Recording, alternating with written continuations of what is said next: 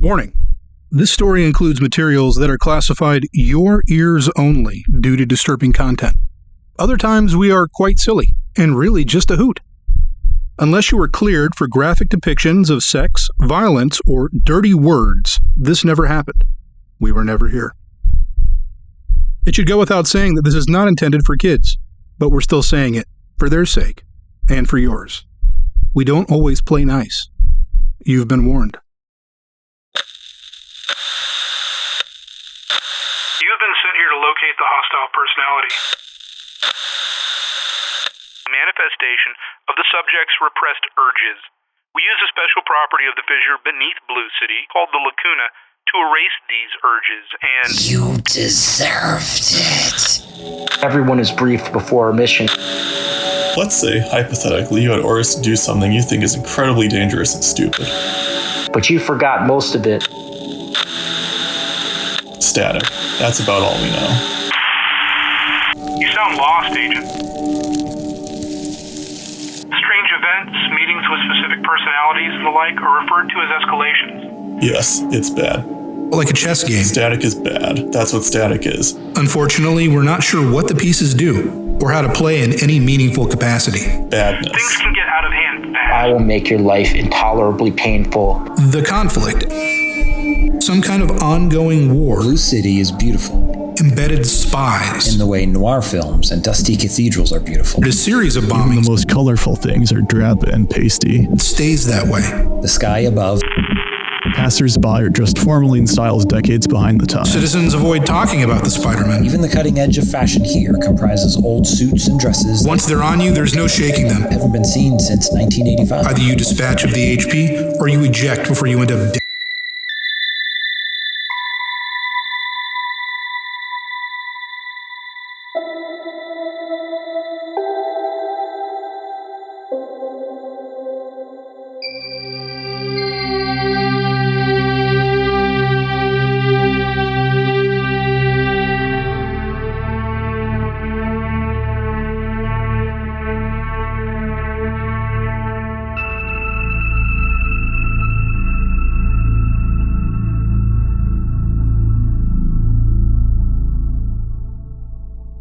All senior agents, excluding Agent Baxter, are currently unavailable. In the interim, please submit all questions in written format. Agent Tucker, thank you for filling out the questionnaire. We appreciate everything you've done for the company, and we'll be happy to answer your questions. Question number 1. If feedback is a danger, why brief the agents outside of the city? This is your first long-term dive into Blue City. You are essentially in shock right now. You will adjust. Your memory will improve with each mission you undertake. Question number 2. Our investigation methods seemed unproductive. Please advise. The official report indicates a slow start. Halfway through the mission, we began logging a steady series of escalations. Based on your own account post-mission, you left before things got too hairy, and all the agents survived intact. Even you. Nobody else has any idea what's going on in there, Tucker. Only you and your team. Work together on this with them. Find out what you can about Blue City, and keep asking questions. Question number 3. Agent Barker was vital to our mission. Why were we not advised of his existence? Roll call was part of the briefing. When we lay everyone down for insertion, all agents are positioned in such a way as to see all other agents from their own slab. Sykes says this helps the team maintain coherence. We do not know how Agent Barker was displaced. This has been forwarded to the Omega Department in Mythography. Unless they come back with an all clear, keep it under your hat. Question number 4. Why was Agent Turner inserted separately? Agent Turner had difficulties during insertion. Her medication levels had to be adjusted before she could continue. Question number 5. What is Control's assessment of the mission? Mission accomplished with no official fatalities. Out of all the agents, you took the greatest amount of risk. Control would like you to continue to be assertive, but try not to endanger yourself. Question number 6. If asked for the present location of a hostile personality, what are the chances that this is in Control's knowledge? Mythography and CME can provide feedback based on the subject's profile and the current state of Blue City, based on what we can observe about the subject's particular vector. Question number 7. What are the consequences of asking where the hostile personality is, and of Control's answer? Forcing contact with a hostile personality significantly decreases the chance of mission success. The reason for this varies depending on the mission, but sometimes it can mean mission failure, or even death. Question number 8. What are the most effective forms of support to request? Strategies vary between mentors. I'm sure Senior Agent Baxter would be happy to assist you. Question number 9. Why did the hostile personality turn into a centipede? The metamorphosis is universal among hostile personalities. Mythography has various conflicting theories on this, but officially endorses none of them. Whatever the reason, the hostile personality is a manifestation of the subject's repressed urges. We use a special property of the fissure beneath Blue City, called the Lacuna, to erase these urges, and text omitted the subject. Question number 10. To what was the hostile personality referring to when it stated, "You deserved it"? The subject was a burglar with a variety of psychoses associated with his repressed guilt. These seem to be appropriately bitter words from an HP, based on my experience. Question number 11. Are there long-term effects of escalation or static? If so, what are they? Text omitted. Agent Chaffer, thank you for filling out our questionnaire. We appreciate everything you've done for the company and will be happy to answer your questions. We are pleased to inform you that the Directorate has officially lifted your probationary status. No charges will be filed against you, and your association with text omitted will not be held against you during your long, illustrious career as a mystery agent. It appears that the layout of Blue City is quite malleable. Is there any way we can alter the topography of the city to suit our needs? That would be a question for mythography. I can only say that while some structures remain, no matter the vector, others are unique to that vector only. Perhaps we can get you in touch with their beta department, the people who maintain the map, to assist you in performing a more in-depth analysis. Establishing contact with Control is difficult even under ideal circumstances. Is there any way that supplies, weapons, first aid, autos, petrol, etc., could be inserted with us? It would alleviate the need for us to constantly requisition supplies. This has been attempted during previous missions and proved to be detrimental. Agents possessing certain items may escalate too early or too often if they happen to be too aligned with the subject's vector. In general, dissemination of information to us agents was, to put it mildly, substandard. How can we be expected to carry out our mission if each agent is not thoroughly briefed? Each agent was thoroughly briefed before insertion, you included. The adjustment period you are experiencing becomes more manageable with each mission. Agents experience marked improvement in memory and recall by their third mission. Please stick with the program no matter what resistance you may encounter. Agent Barker, thank you for filling out the questionnaire. We appreciate everything you've done for the company and would be happy to answer your questions. Number 1. The people of the neighborhood, Heights. Who were they? Anyone? No one? And why did they react so violently towards us when we recognized them, and furthermore, when we apprehended the hostile personality? The actions of personalities are very hard to forecast. They are different in each scenario. Mythography has various and conflicting theories regarding the nature of personalities, but no sure answers are forthcoming. We were wondering about the violent reaction ourselves. Did any of the personalities physically attack the agents, or did they merely crowd them and wreck the truck? Would the escalations have been the same regardless of whether you had captured the hostile entity? Regarding later insertion, is this protocol typical?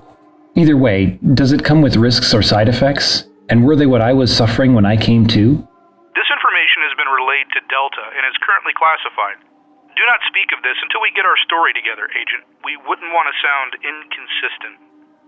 As for side effects, you seem to be experiencing only the normal amounts of memory loss, disorientation, and text omitted. Throughout the mission, your vitals remained very stable. Beta lost you for a little while on the map, but this is a pretty common occurrence. Question 4. Exactly what is static, and what are the results of raising it, lowering it, or generally knocking it out of sync? It is impossible to be out of sync with static. That's the official word. Follow it. If we really need to go over Mystery Agent 101, I will remind you yet again, escalations only raise static as the mission progresses. It doesn't lower until the HP is disposed of and all agents have been ejected. and all agents have ejected. Question number 12. To Senior Agent Baxter, per Control's recommendation. What are the most effective forms of support to request from Control during a mission? Similarly, what are the most versatile forms of gear to requisition? A gun is simple, straightforward, and great for shooting people, but does not aid much else. Have any agents experimented with grappling hooks or other implements capable of assisting both conflict and tactical movement? Question number 13. Why is an entire mission composed of novice agents without a seasoned agent who will remember the briefing, procedures, and protocols? Experience is the best teacher. No more questions until after the mission, Tucker. Signed, Senior Instructor Agent Snyder. A series of contoured beds, the slabs, are positioned in an open circle. A single additional slab is positioned to face away from the agents. Lab-coated and suited individuals dart about, dotted here and there with comfortably eccentric hotshots with their tattoos, piercings, designer t-shirts, or patched elbows, depending on the generation. The lighting is such that it's difficult for the mystery agents to see anything but each other and any fast-moving staff that come within their circle. IVs have already been connected and some 16 electrodes are scattered over each agent's respective body, limiting movement to around the bed. The first tingles of the drug cocktail that allows insertion feel a lot like a sleepless night, a 3 a.m. kind of feeling. But the agents find themselves otherwise lucid. The agents also realize that their memory is clipped prior to the point of awakening. What had happened between then and now? Tucker racks his mind trying to make sense of the situation. Nothing comes to him. What's going on here? I'm not under, but my memory has slipped. Is the insertion botched? And who's that one for? He asked the room in a kind of general way, pointing towards the slab turned away. What's the mission status? He asks, almost as an afterthought. Try to stay calm, mate, says Chaffer, scratching underneath his chin and yearning for a Chesterfield. Tucker snaps back. I'm as calm as I can be given what I remember, which isn't much, and calm isn't getting any answers. As the last words leave his mouth, Tucker realizes what he's saying is logically inconsistent, but chooses not to correct himself in hopes of not distracting from his need for explanation. Barker looks around carefully, blinking slightly. What is this? Chaffer? Tucker? I can't move, he says, trying to lift his arm and sit up, feeling like his muscles are jelly. He looks to Chaffer, noting his apathetic but perhaps wiser take on the unsettling situation, then to the shadows, at all the scattering lab coats. He lays his head back and sighs loudly, shifting to make himself comfortable. Well, here we go again. He keeps some choice judgments regarding what he assumes to be their methods of insertion, notably the memory manipulation, to himself, for now. Seeing Barker awake as well calms Tucker to an extent. None of the three of them were already inserted, then something had gone catastrophically wrong, or this always happens and he just doesn't remember. He leans back. So what now, crew? Wait and watch them, says Barker, nodding to the figures darting around just outside the field of vision. I have a feeling this will all go away and we'll wake up somewhere again. Hopefully not in another basement, he says, somewhat irritatedly. Tucker laughs. I was talking to them, not you. But if you want to be my crew, I could do worse. Thanks, Barker offers sarcastically, rolling his eyes briefly. But yes, he says, turning his attention to the lab coats and more assertively attempting to communicate with them directly. Is everything going according to plan? Can you even hear us? From the drug deep in shadow steps a man in a familiar black suit. An easily recognizable button clings to his lapel. Regarding each of the three brightly lit slabs in turn, he makes his rounds. Each slab and occupant is worked over with a mechanic's engaged yet distant gaze. Good. As per my official response, Tucker, it's a side effect. You've got all the faculties we need, he says confidently. A Chaffer comes into his view. Good day, sir, he says, perhaps disingenuously. Cheers, says Chaffer, flashing Snyder a smile that's as thin as a garrote. Nice to see you too, Agent Barker. Snyder gestures at a point of further darkness and chemically induced haze, a series of dark lumps, the unlit portion of the circle. You'll be pleased to know that one of your classmates will be joining us. Excellent work, Barker. As we understand it, you're the one who gained the HP's confidence long enough to pin the little bastard. He offers a generic shoulder pat. Tucker begins to unceremoniously drum the fingers on his left hand. So you're the Q&A man. Good to know. I don't suppose you got a chance to pass along my question to Senior Agent Baxter. I haven't met him or her yet, or I don't remember doing so. He trails off, frustrated with the futility of thought at this point.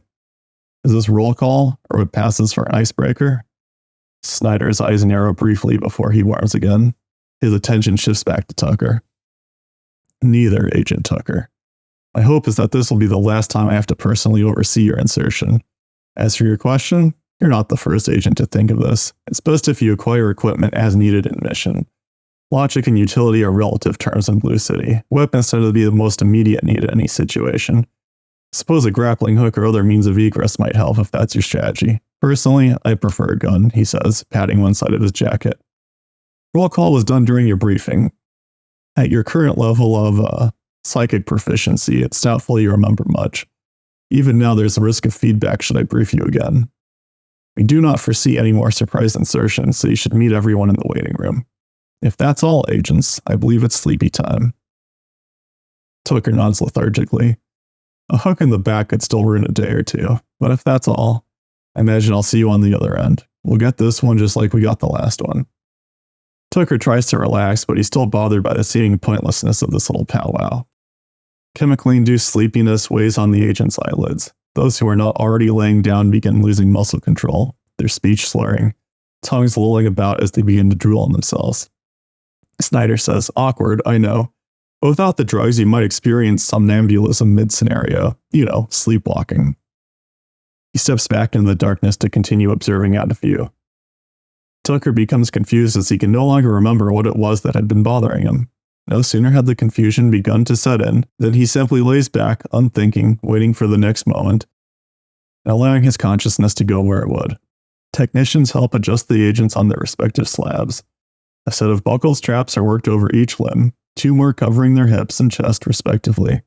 The agents drift off, finding themselves in a familiar place with 2 unfamiliar individuals. The waiting room. A cramped white stucco waiting room uniformly lit in dingy fluorescent light that gives everything a golden blue sheen at its edges. There are no magazines, books, or pictures on the wall, only a series of fold-out metal chairs on cheap, nicked linoleum. On the far side of the room is a thick oak door with no discernible hinge or handle. Pre-insertion agents materialize wearing their freshly pressed black mystery agent suits, perfectly groomed and feeling refreshed, if a tad formal. The black sunglasses are optional, but advised, and by default, agents appear wearing them. Agent Shields looks around at the bare room, realizing that he is the first one here. He takes a seat and settles down to wait patiently, wondering how long he'll be here before someone else shows up. Wait a minute. How do I know that someone else is going to show up? He wonders to himself as his mind goes fuzzy. His question quickly forgotten, he settles down to wait, a nagging feeling in the back of his head. Agent Seals materializes, a look of confusion crossing his face as he glances around. His eyes quickly scan Agent Shields, then the door. Looking back to Agent Shields with a slight tilt of the head, he opens his mouth as if to speak, then turns his body a little, glancing at the chairs. Seals sits down on one of the chairs at a rather long conversational distance from Shields, looking at the other agent carefully. All right. What's going on? He asks, after a lengthy pause, a southern drawl evident in his suspicious tone. Agent Tucker materializes and looks around. Chaffer materializes and, without saying a word, lights a cigarette and plants it between his lips. He regards Tucker and Barker with a nod. When he sees the newcomer, he removes his shades and reveals keen, shale-colored eyes. I'm Agent Chaffer. Tucker turns to Agent Chaffer. Did you remember 2 new agents? I only saw 1 additional slab. Seals looks up at the other agents as they materialize in, his appearance turning more confused and defensive with each new arrival. 2, huh? He thinks to himself, taking a moment to look at his own clothing. I thought these guys were here to interrogate me or something. I guess I'm one of them. Hello, he offers to the rest of the agents, his tone curious but unsure. Agent Tucker, Tucker begins, introducing himself, and then moves on. Agents Chaffer and Barker. We were only expecting 1 additional agent based on... Well, don't worry about what on. However, two of you make sense in a way. Do you remember any of the briefing? I don't Seals pauses, slowly dragging a hand along his jaw until the hand covers his mouth. He stares for a moment, his expression turning to a sort of fearful realization. No, I don't. I don't know what I'm doing here, he drawls, looking rather embarrassed as he meets Tucker's gaze. Well, I'm glad that's out of the way, Tucker muses. What are your names? He smiles involuntarily as he has vague memories of a war movie he saw once. Seals tilts his head in thought. Well, that's one thing I remember, at least. Name is Seals, I think. It's not the name I'd have picked for me, but if that's my name, that's my name. Agent Barker looks at Tucker and Chaffer, nodding briefly in acknowledgement. He adjusts his hat slightly, grinning slightly to himself. Good to have this again, he says, somewhat to himself. And of course not waking up with bruised ribs and ripped clothes in a dark, dank basement, he says, chuckling briefly. He shifts his eyes to the new agents, looking them up and down. More agents. Good to see you're getting better treatment than my last mission. Is this your first? Yeah, this is my first mission, I guess, Seals says to Barker. He ponders for a moment, assuming I'm remembering correctly. He shakes his head, briefly running a hand back through his hair in obvious frustration. Barker nods his head in understanding, removing his sunglasses from his front pocket and unfolding the earpieces. Don't let it bother you, Agent. We're all just as confused in this together. You let that eat at you and you could compromise the mission. Just remember, this, he says, tapping the badge on his lapel, goes on the HP. That's all that matters, he says, slipping his sunglasses on, musing quietly on his final statement. What Barker said. Your partner there talk? Tucker asks, looking at the other new face in the room. I don't know, says Seals, glancing at the silent agent. He hasn't said a word since I got here. Also, HP? Hostile personality, Tucker responds, leaving it simply at that. Interesting, Seals says. So what are we all sitting around waiting for, he asks, looking at the door. You said something about a briefing. I assume this briefing already happened, or what? He looks more relaxed now that he knows everyone else is in the same boat with him. I assume it has, but it may have not. Pretty soon, we will be somewhere other than here.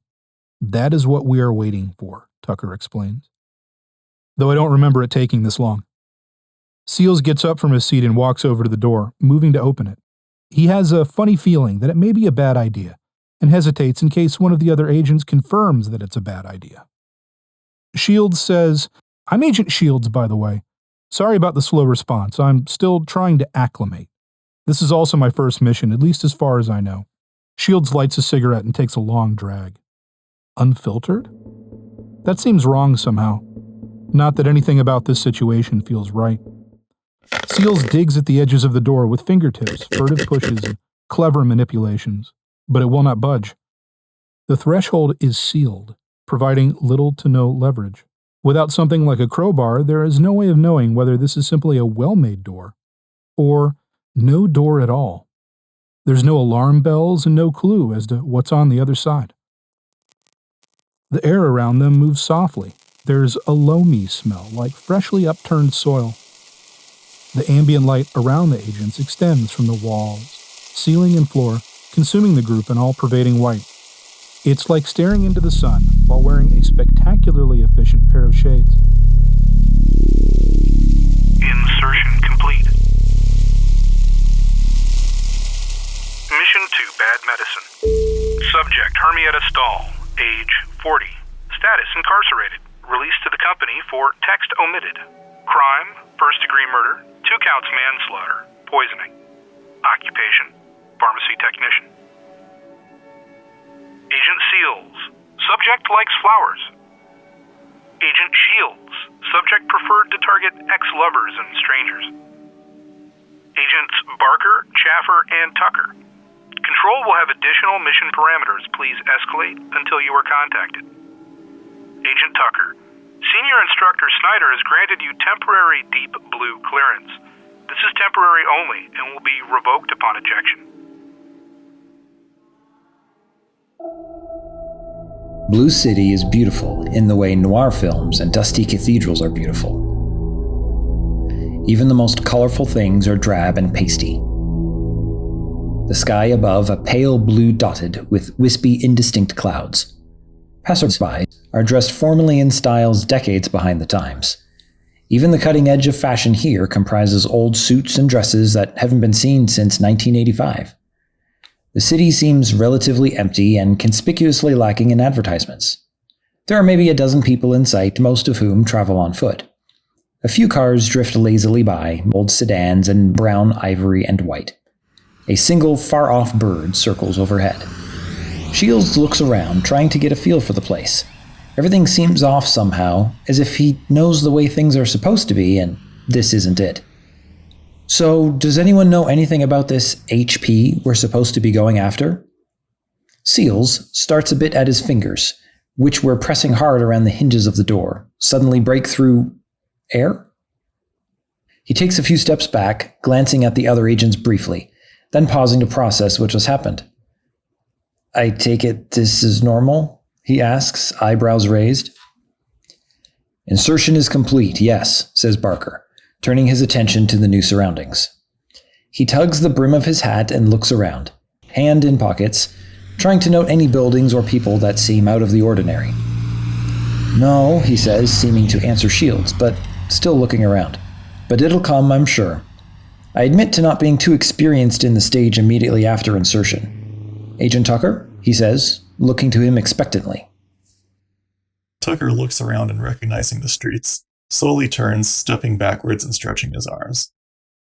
He recognized the streets the way that one recognizes a McDonald's, not by actually knowing its layout or location, but by recognizing the common salient features. Maybe, maybe not. I have a memory suggesting that this mission deals with one Hermie at a stall. Aged 40, pharmacy technician, and poisoner. I would assume this is the hostel, but it could also be the drugs affecting me. In any event, unless anyone else has information to volunteer, this is what we have to go on. Shields? Seals? What are your specialties? And does anyone have an inkling of where to start? I am unaware of a place called pharmacy. Shields says, my specialty is logistics and access. I'm not sure where the pharmacy is, but we could probably find out by asking around. Most of these people seem to have been to a pharmacy at some point. Shields looks around, trying to get his bearings and see if he can figure out which way to go. I don't see a pharmacy around here, and it doesn't look like the type of neighborhood to have one either. Seals takes a deep breath and lets it out slowly, his expression becoming determined as he realizes that, yes, this is happening and he's part of a team. I don't know anything about the HP, but, well, I think I could get that information pretty easily if I wanted to, he says, seeming mildly surprised at the latter part of his statement as he thinks out loud. I also have a feeling that I'm pretty good with a revolver. My cover identity might be useful too, says Chaffer, enjoying the last bit of his Chesterfield. He flicks the cigarette to the curb and grinds it with his heel. The cold air sends a shudder through his thin body. He draws the collar of his long, dark coat up about his ears and looks around at the others furtively. Tucker nods. Good thinking, Chaffer. Maybe with your new abilities, the city won't get all weird when we try talking to it. I recommend you do as you see fit with regards to the inhabitants. Can't hurt us any more than what I'd do. The buildings line the streets, ubiquitous, unadorned, and uninteresting. The agents seem to have started facing one direction, seeing nothing but more streets ahead, block after block of this seemingly unending series of monolithic structures. It seems much the same in the other direction. There is the slightest detectable tilt in the pavement as they move and look about. Ahead, it slowly slopes downhill, while behind it's elevated in tiny graduations. Well, Seal says, if there's a phone around here, maybe we could call information. He pauses, tilting his head in bemused thought. Control, I guess, for directions. If it's got a phone book with it, even better. He scans the current street for any sort of available phone, wandering to the nearest intersection to look around there as well. At the next intersection, Seal spots a phone just off to the right. There is no included phone book, and the booth itself is an enclosed plastic affair straight out of the 50s. Barker hums, and leaves Tucker and Seals to the phone. He walks towards Shields, nodding at him and offering a gesture towards a small group of people walking on the sidewalk. Your idea is as good as any. Let's see what they have to say. Walking over and addressing them. Shields nods and steps in front of a random passerby. Excuse me, sir. I was wondering if you might be able to help us with some directions. A middle-aged man in a gray striped suit, a blue suitcase held firmly in his left hand, smoothly stops in front of Shields. There's half a candy bar in his right hand, the label a mess of blurry, unreadable letters. Sure thing there, buddy. Where you headed? Tucker follows a couple of strides behind Seals, curious to see what the newcomer was made of. Finding a phone as the first step was very similar to what he himself did on his first mission. He leans against a lamppost a few meters from the phone booth and just watches, instructing, "Go for it." Seals raises an eyebrow and smirks a bit at Tucker as he picks up the receiver. He thinks for a moment, then stares at the keypad as he realizes he doesn't even know what number he needs to be dialing. The heck? He mutters, also realizing he can't read the keys themselves. With a huff of aggravation, he stabs a few keys with his finger, hoping he can somehow make it work the way he wants to through his own willpower. There is a moment of pause as the line rings for just a little too long, but Seals blinks as he gets through. Agent Seals here. I want to know where the most recent recorded position of our HP was. The line is open. This is Control, Agent Seals. Please let the others know that the insertion went very smoothly. We're all very impressed here, especially with you first-timers. Beta has located the HP in the cafe. More quietly, Control says, We cannot tell you any more without breaking protocol. You do not have deep blue clearance. Chaffer watches his fellow agents with an insect calm and decides to give his nom de plume a test drive. He scans the street corners for nearby pharmacy, hoping to get a bead on their HP as quickly as possible. I could sure use a case of sample RX, he mutters. He approaches Tucker and says, I'll be back, mate. I'm going to find the nearest pharmacy and see if my cover drums up any leads. Chaffer strains his brain trying to remember a dot on the map labeled pharmacy. Nothing immediately comes to mind. He assumes his counterfeit persona and assumes the personality of a gregarious salesman. Although the personalities politely nod to all of the agents, a few faces now regard Chaffer with familiarity and appreciation, tipping their hat and playfully punching his shoulder in passing. He warmly slaps the back of anyone who stops to chat. He laughs heartily at jokes that are utterly devoid of humor. Strangely enough, his accent seems to have melted too. As he talks to the random passerby, he continues to rack his brain for an address of a local pharmacy. Interacting with the crowd does not get Agent Chaffer / Mr. Corey any closer to a pharmacy. However, he does notice 3 familiar faces. A familiar couple, the man in pinstripes, the woman in a flapper dress, the Domingos, and an older gentleman in a deep navy suit, the barber from the Heights. None seem to fully recognize Corey, at least not in the way they might recognize Chaffer from his last visit to Blue City. Seals can't help but smile as he gets some information that he wasn't sure he'd be getting. Thank you, he says, his tone genuinely polite and businesslike, quite the contrast to the sarcastic suspicion he's carried so far in the mission. He hangs up the phone and steps out of the booth, giving a slight upward nod to Tucker to indicate a success. Control wanted everyone to know the insertion went smoothly, he drawls. Then suddenly snickers to himself and mutters something under his breath about what she said. He sniffs absently and focuses on Tucker again. They said Beta, whoever that is, located the HP in the cafe. Not very specific, is it? I'm getting the feeling we don't need specifics here, though. A slight tilt of Seals' head, indicating he's expecting some kind of confirmation. Tucker grins and slow claps. Well done, Seals. I was wondering what would happen when someone does that. You are correct. The cafe is a singular place, and we need no instructions or directions beyond that to find it. He walks back to the rest of the group, continuing to talk despite facing away. Under normal circumstances, I would say we should get there as soon as we can, subdue the hostile personality, and get out of here. Unfortunately, these are not normal circumstances. He casually gestures to Chaffer to come over when he's got a moment and walks up to Agent Barker and leans in close. What do you make of this whole escalation directive? It doesn't make sense to me. Last time they were telling us not to, and this time they're telling us to go nuts? Seals follows Tucker closely at first, an eyebrow raised. Why aren't these normal circumstances, he asked, his pace slowing as they approach Barker, only half expecting to be answered as he sees Tucker seems more focused on speaking to Agent Barker at the moment. Although he remains a polite distance from the obviously private exchange, he stares overtly at the two agents with a quizzical look. His expression suggests he's not sure whether to be aggravated or not at his exclusion from whatever information they know. Barker lets Shields do the talking, hands still in his pockets, but watches the middle-aged man closely, his only experience with non-agents having been more than a little alarming. He continues watching Shields and the man, leaning his head towards Tucker. He briefly shakes his head, quirking an eyebrow, then turns his head momentarily to Tucker's. Quietly, he says to Tucker, "Whatever we do, we should stay together. Last time was too close." Seals seems rather nervous, wouldn't want him or Shields flying solo. At least the HP didn't jump me when I was alone last time, and this one's supposed to be a killer. Either way, let's not take any chances with this one. Hopefully that's what Control meant, but why additional mission parameters after the briefing? I don't like the idea of a dangerous HP, let alone walking in blind and expectant.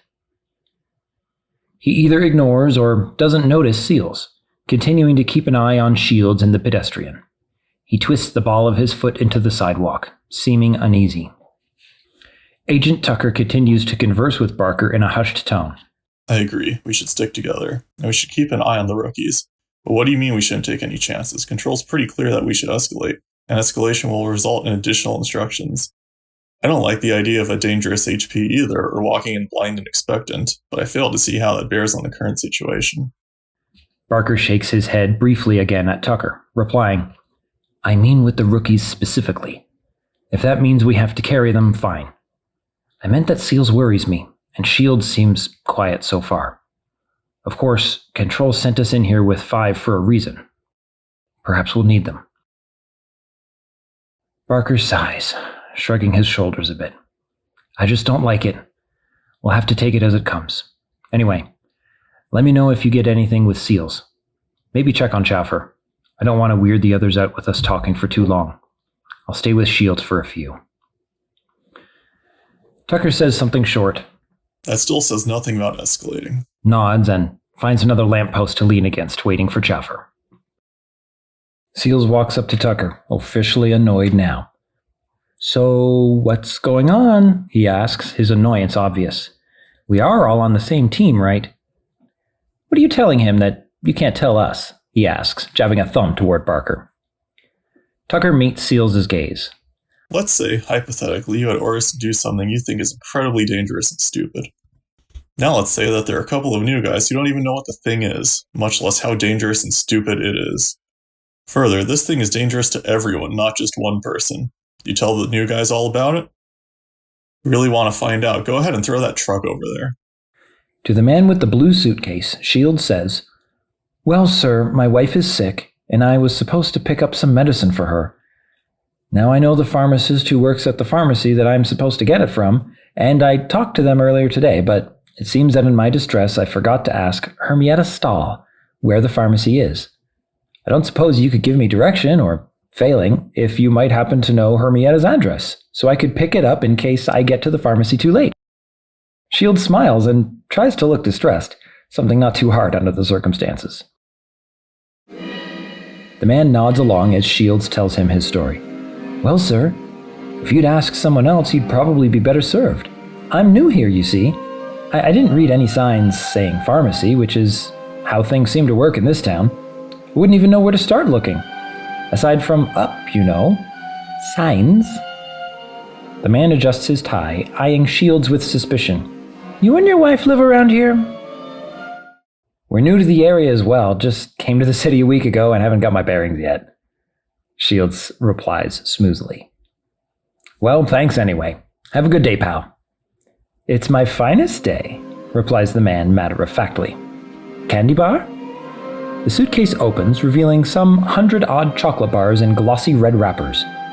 Like the bar the man was working on when Shield stopped him, these bars are labeled with a series of ever-shifting hieroglyphs, symbols that refuse to sit still long enough to be interpreted.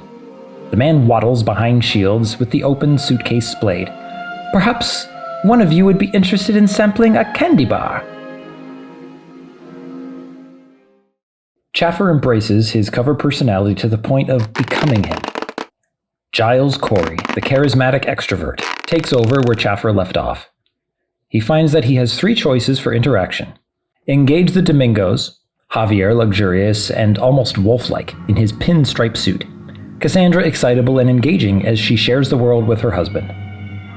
Or greet the older man from the Heights, who has exchanged his blue bathrobe for a navy suit, something appropriate for stockbrokers, government workers, and bankers.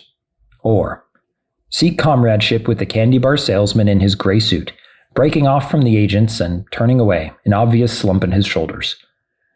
Perhaps as Giles Corey, the agent would address each one separately, or perhaps he'd give them all a quick exchange of greetings and be done with it.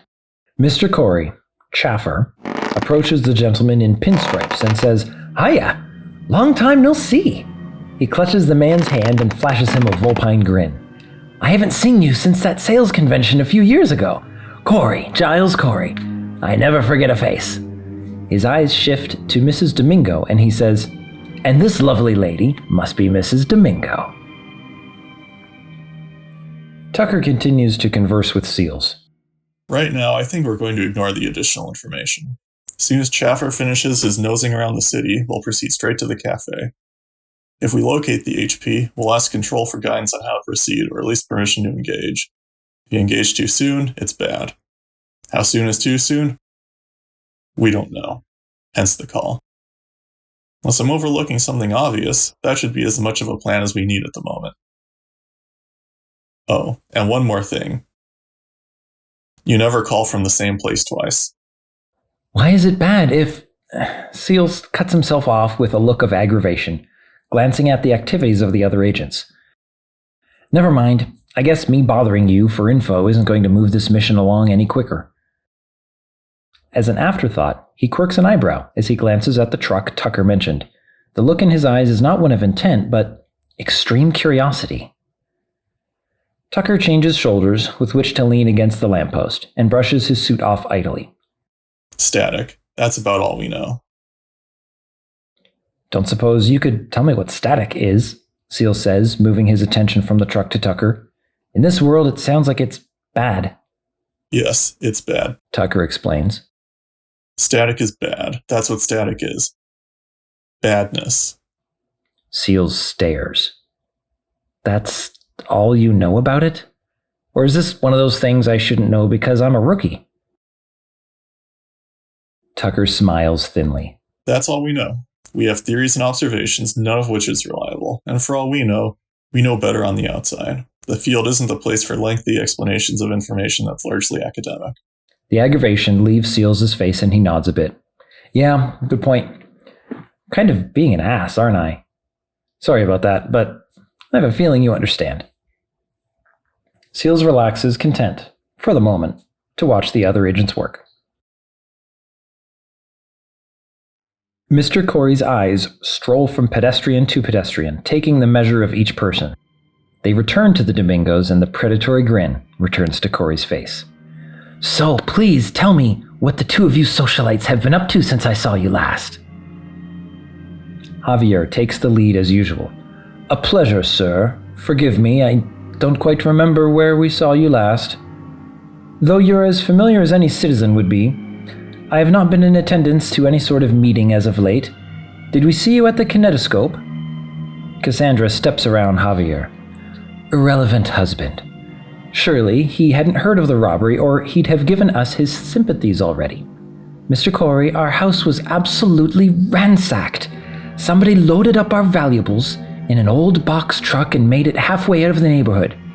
Rumor has it, visitors were involved, she says, lowering her voice in the present company. Wouldn't be the first time. We've already reported it to the authorities, though as usual, they are of little help. Giles, in a rather maudlin display, says, "Oh, how terrible!"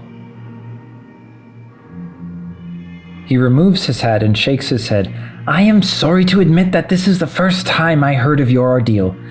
Such a travesty for such respectable folk as yourselves to endure such a violation. It's a sign of the times, I say. I do believe that I did see you at the kinetoscope. That was a while ago, wasn't it? Yes, it must have been. That must have been the night that you introduced me to Henrietta Stahl. She's interested in getting into my line of work, and I wanted to follow up with her to see how she's faring. Do you folks keep in touch with her?" "I introduced you to no such person," says Javier, "nor have I heard of her." "Perhaps you are mistaken." "Not to say we don't have a lot of friends," Cassandra is quick to add, "just not that one. Can you tell me more about this Henrietta? You're a salesman, right? Does she sell something too?" Barker steps towards the candy man and speaks up, taking his hands out of his pockets. "Sorry, sir, we're on a strict diet and can't stray from it even for candy bars such as those. Like my colleague mentioned, we're new and must be going before we miss our schedule. Excuse us." He tugs Shields' arm gently and heads towards the rest of the group, carefully urging Shields to follow at a quickened pace away from the very strange candy man. Agent Barker moves to lead Shields away from the strange, insistent personality. "Don't knock it till you try it," says the man, desperate now. "Come on, free..." Hell, forget it. "Sorry to bother you." He tips his hat. Shields waits until the man walks away before joining the others. Asking didn't work out too well, and I think the people here are a bit suspicious. I remembered something else about the person we were looking for, and realized a couple of things as well. First, the subject likes to prey on either former lovers or people who are total strangers. Second, does anyone know the gender of the subject? Barker tips his hat respectfully at the Candyman and returns to Seals and Tucker, saying to Shields, "Be careful with the residents in here. They get jumpy and desperate pretty quickly. That was much faster than I thought, though. Figured we'd get more out of him." Barker looks to Seals, then Tucker, twisting his brow in slight frustration. "Interacting with these guys is almost pointless," Barker comments, calming down now. "Schaffer has a good edge, at least. Let's see what he can do. You two find anything?" Seals nods slightly to Barker in acknowledgement as he approaches. "Yeah, I called Control. They said that our HP was located at the cafe. They also wanted everyone to know that insertion went smoothly." A distant look enters Seals' eyes for a moment. "Huh. I just remembered. The subject likes flowers." His brow furrows in frustration and he wonders out loud in a quieter voice, "Why do I know that?" Seals puts his hands in his pockets. "Anyway, that's all I have to offer at the moment." Tucker explains as he waits for Schaffer. The insertion drugs, they affect your memory. Anything you know that you don't know how you know is something that you knew before you were inserted. My frustration with this whole system can't be summed up into words, Seals says to Tucker, smirking. "Thanks for the explanations, present and future." Watching Giles for a moment, Seals says quietly to Tucker and Barker, "Man, he's doing a heck of a job, isn't he? Smooth." The man sure can talk. This whole cover identity thing is new to us. It's something of a test run for him. I think it's working out quite a bit better than giving them the third degree, suits, shades, and all. Tucker says, grinning at the progress Schaffer seems to be having. Census workers, my ass, this is like night and day. "It's definitely getting a better response than I got with the crazy candy bar guy," Shields says. "Is it always like this? I mean, with the personalities being suspicious and crazy." If by always you mean last time, yes, we're 1 for 1. Tucker answers. Shields says, I don't suppose anyone here has done this more than once, then? Seems like they would have paired up rookies with at least one veteran. Then again, considering how my memory feels at the moment, how would we know if someone was a veteran? I raised the same question during the debrief. I was told, experience is the best teacher. Not quite an answer to the question, now is it? Says Tucker. Seals turns and paces a little bit, suddenly agitated by something. Stupid. Why send people on a mission and only give them the slightest bit of info? He throws his hands in the air, exasperated. He looks like he'd love to go on a huge rant, but forces himself to focus on watching passerbys instead. Man, I gotta keep myself under control or I'm gonna look like a complete idiot in front of these guys. The payphone that Seals had used earlier begins ringing. Shields looks at Tucker while the phone rings. Let me guess, that's for us, right? He reaches over and picks up the receiver. Yes? Seals gives the phone a suspicious look. A payphone? Ringing? He absently pats at one of the pockets on his pants as though he wished there were something in it. I'm starting to want my revolver. The voice on the line says, Your ass is in grass when you get back on my side, Agent. Never, ever use a phone twice in that godforsaken place. You never know who or what might be on the other line. The caller blows a deep sigh. The receiver makes a swishing sound. Oh well, no point in wasting more time. Mind you, this line is compromised, so let's not speak too plainly. No names, no travel plans, nothing they can use. So here's the brass tacks. I need you to escalate. That HP's watching you from all sorts of weird angles. Not with her eyes, but with her brain. With her subconscious. You've got to find out what makes that crazy bitch tick. What pushes her buttons and to act on it. Tell your friends that this is not a leisurely stroll. This operation costs thousands of dollars an hour to maintain. If I have to send in senior agent, it will really fuck things up. And I've already got you on my shit list as it stands. Giles Corey continues to address the Domingos. Miss Hermietta Stahl is an upbeat pharmacy technician interested in selling prescription medications. I met, I believe, at the same function in which you and I last spoke. I might be mistaken, but I assume that you and your lovely wife introduced me to her. I'd like to meet her again and see if she's interested in working with me. Business is good enough for me to consider a protege. Well, we do have a tendency to get people together. But a technician? Do we know any sort of technician? Wonders Javier. We'd really like to help you, but we don't know how. Surely they've heard of her at the pharmacy or the hospital, says Cassandra, standing up on her toes as if to see over the problem. Shields speaks into the receiver. Understood, Control. We will attempt to escalate and vacate the area. Is there any further information you can give us on the subject? Shields grits his teeth.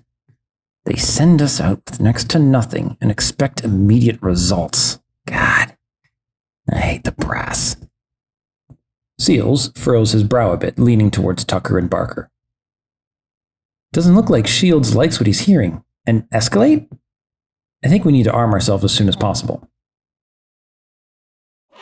Sensing that the Domingos are itching to end the conversation, Mr. Corey says, Well, I won't take up any more of your time. It has been lovely to see the two of you again. I should say that you both look absolutely wonderful. Could you, by chance, direct me to the nearest hospital or pharmacy? The city has changed so much since I was last here that I barely recognize the layout any longer. A flabby smile spreads across Corey's face. As the word hospital falls from Corey's blubbery lips, a smell cuts across the area just ahead of a warm breeze. A mix of almond and vanilla wafts about, touching each agent's nose in turn.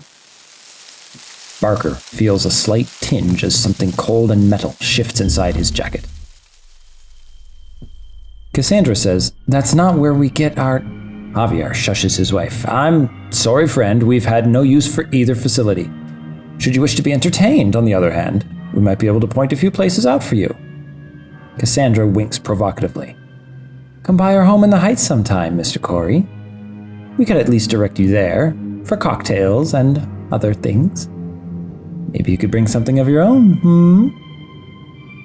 Corey's rubbery face stretches into a broad smile and he says, I'd be delighted, but please let me know where you reside and I will be there.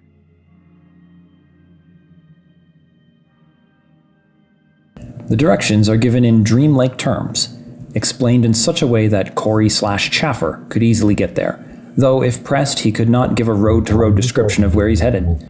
It seems places can be found merely by imagining one's destination and knowing the general layout of the city. There is no left-right-straight causality. In this case, the Heights is essentially on the east side of town, only a few blocks from the bar. Therein lies the Manor, a place that Barker had briefly spoken about during his last mission. Straightforward enough, no? Asks Javier when he's done explaining. We should probably be heading there now. I'd like to do a little more cleaning in case we have a guest, says Cassandra, tugging now at her husband's arm. Of course, my dear. Another wink from Javier. We hope to see you soon. As the vanilla smell passes under S.H.I.E.L.D.'s nose, Control continues speaking, voice coming in and out, distorted now like radio fuzz. Damn well better. Vacate is the wrong term. Your asses are... Until I get my escalations. I'll dope you up to your eyeballs if... The line is cleared. S.H.I.E.L.D. says, Something is wrong. I'm not sure, but I think that the subject may have been messing with the phone, at least at the end. We should get out of the area and quickly. Has anyone come up with anywhere we should go other than the cafe? Barker lurches a bit and pads at his jacket, feeling for the source of the sensation. He opens his jacket and reaches his hand around, looking to find whatever it is and grab it, or pull it, or crush it, or something, anything. He looks awfully distressed. What in the blazes? Alarmed, Seals looks from Giles to Shields to Barker as several things seem to happen at once. What? What is it? He moves toward Barker, motioning as if to help with whatever the problem is. Not that he knows how he could help. Barker's fingers wrap around a small metal object about the size and dimensions of a pocket watch. Cryptic symbols shift about on its surface. When opened, the glass watch face displays a single hand and a series of increments, approximately 30, rather like a stopwatch of some sort. Aside from a release switch for the watch's cover, there are no other buttons or switches. The single hand shakes as it clicks back and forth across the first unnumbered increment. The mystery agent also notices a familiar manila folder hidden deep within the recesses of his jacket. A watch. Barker ends quietly, holding it out and waving it in the light. I didn't even know I had a watch. He slips his hand in the pocket it came from, then quickly pulls it out and closes his jacket, glancing briefly at the others. He adjusts his hat and flicks at the watch's glass cover. Chaffer divests himself of his corpulent alter ego and drifts through the streets, hoping to ferret out his compatriots as expeditiously as possible. His disguise dissolves like an image from a Dali painting as he approaches his fellow agents. Well, it appears as though those insufferable Domingos have invited me, Giles, to some sort of dinner at their manor in the Heights. I am unsure at this juncture if visiting them at their home will lead us to the HP, but it's worth it, I think. They don't seem to know, but perhaps someone else in attendance might. He clears his throat and lights a Chesterfield. I agree, says Barker, not looking at Chaffer, seeming half elsewhere, but for now, I think we should do what S.H.I.E.L.D. suggests. Let's keep the Domingos open, and in the meantime, check out the cafe. It sounds like Control is pretty mad. We better get a move on. Tucker begins with Chaffer. You're the covert expert today, so do as you see fit. If you think that you can get more information from those two, go for it. Either way, I don't think a group of grave men in suits is welcome. We're heading for the cafe, and naturally, you should come with if you're not doing any deep cover work. He addresses the rest of the group. New rule for this mission. If you get lost, separated, split up, or otherwise isolated from the rest of the team, we regroup here, on the streets. Why here? Because everyone here knows where it is now. We will later have to find a better spot, but this will do. Unless anyone's got a better idea, we're headed for the cafe. Unless you've got a good disguise, don't engage the HP if you can help it. Barker nods. Agreed. He follows Tucker, slipping the watch in his pocket. Seals follows along, though he looks rather concerned. Guys, shouldn't we be arming ourselves with something a little more effective than a pocket watch before we go there? I know we have orders to escalate, but Look, once we get there, I can try to call up some weapons from Control if you want. Bypassing the bar and hotel entirely, Tucker walks directly towards the cafe. No matter where he walks, that same smell pervades. Agents are welcome to follow him, or attempt to forge their own way through Blue City. Shields follows along, looking suspiciously around for the source of the smell and trying to covertly observe the people on the streets and see if any of them are paying special attention to him or the other agents. The agent's investigation yields only courteous nods and warm, friendly faces. In an almost macro-quantum kind of observer effect, Shields finds that as he pays attention to personalities, they come into focus and in turn acknowledge him. Whatever Chaffer/Corey had done had been a sophisticated version of the same thing, essentially netting familiar personalities from the crowd. Seals follows Tucker to the cafe, absently rubbing his nose once or twice and grimacing a little.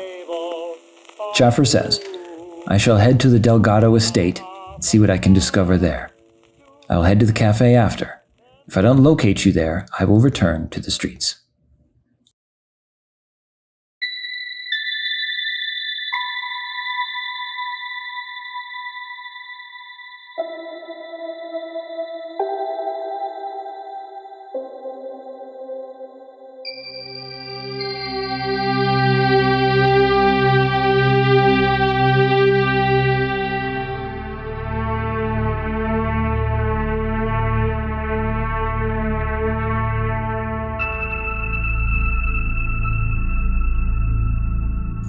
And the agents lived happily ever after. Okay, that's enough Lacuna for today. Now let's get you tucked in. I don't care what time it is. What it is time for bed. No, you can't have another drink of water. Yes, I checked the closet for monsters. Don't worry, there are plenty. It's interesting how there's more to the story than just what happens. Because as you get more involved in those happenings, there's also this kind of inarticulable essence, this je ne sais quoi that accompanies it. Think about those parts that kind of absorb the information around you. It's something to do with how the human nervous system is wired, where instead of getting the specifics, it's all about the vibe, whether or not this is something that is vibing with you. As an explorer of the unconscious, I've always been interested in these emergent aspects that just kind of show up when you're doing creative work. In music, it's more than just the notes you play. Rhythm and timing are needed to temper those notes, which means that it's as much about the notes as it is the gaps between the notes that really puts everything in its right place. Between the Earth and the Moon, there's a sweet spot where both celestial bodies pull just enough to neutralize one another. This is called the Lagrange point, and it creates this kind of neutral area, a kind of gravitational hammock where you can just float along indefinitely. Similarly, there's this push and pull that creates a little pocket between two creators where new ideas can settle in. William Burroughs and Brian Geisen identified this as the third mind. In their book, Burroughs suggests this third mind occurs between any two creatives, even the creator and the person experiencing the creation. Burroughs found a way to experience this all alone, by cutting up newspaper articles and other text, then aligning it randomly to say new things that came from neither the cutter-upper or the original author. Somewhere in the chaos, among the nonsense, there was inspiration, even deep and meaningful insights that are as much about the observer as what it is that's being observed. That's because you'll find no meaning in the story without somehow experiencing it. You might even say a creator's job is to impart meaning, or at least to provide a suitable space so that you can experience a meaning of your own. Thank you for joining me and my fellow agents for this week's story. We've got you now. There's no point in trying to escape. So why don't you settle in and please join our Patreon to support this and other projects as we continue to expand our influence over the unsuspecting masses. You'll get access to all my classified materials and a bunch of stuff I made up, because let's be honest, they're all the same thing, really. Discover things the public just isn't ready to know. Experience the thrill of fictionally endangering yourself on a daily basis. Remain in a state of constant paranoia with none of the calories. Get bonuses, exclusive materials, early releases, and live broadcasts. All this and more at patreon.com/DonFathom. That's DonFathom. We're on social stuff too. Check it all out. We're Midnight Police on YouTube, TikTok, and X.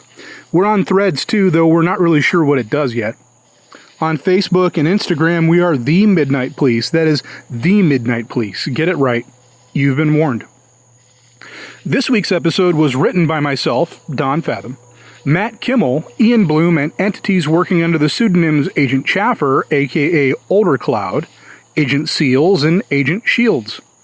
Today's episode was read by Don Fathom, Matt Kimmel, and Ian Bloom. Production, editing, music, sound effects, pretty much everything else was by me, Don Fathom. All content from Lacuna Part 1, second attempt, is copyrighted by Memento Mori Theatrics, all rights reserved and whatnot. This podcast is released under a Creative Commons Attribution, Non-Commercial, No Derivatives 4.0 license. Quick review, agents, that means you can copy and distribute Lacuna Slow Burn under the following conditions. Refrain from changing it or using it for commercial purposes and give us appropriate credit. Otherwise, we'll send the Spider-Men after you, or something even worse. Lawyers. That concludes this week's episode, Junior Agents. Now brush your teeth, turn off the lights, and for the last time, go to bed. Sweet dreams.